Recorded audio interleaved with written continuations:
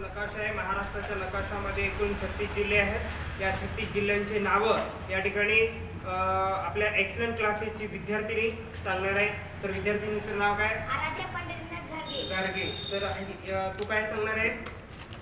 महाराष्ट्रातील जिल्ह्यांची नावे. जिल्ह्यांची, महाराष्ट्रातील जिल्ह्यांची नावे. महाराष्ट्रात एकूण किती जिल्हे आहेत? 36 जिल्हे आहेत. तर कुठल्या क्लासमध्ये शिकतोस तू? Excellent classes.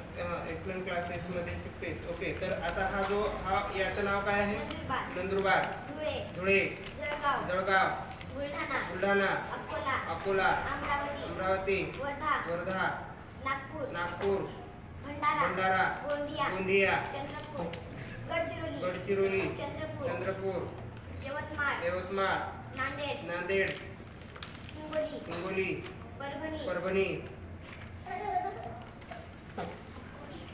वाशिम, वाशिम, जालना, जालना, हां, छत्रपती संभाजीनगर, अहमदनगर, अहमदनगर, पुणे, पुणे, पालघर, पालघर, ठाणे, ठाणे, मुंबई सिटी, रायगड, रत्नागिरी, सिंधुदुर्ग, कोल्हापूर, सांगली, सातारा, सोलापूर, धाराशिव, लातूर, नांदेड.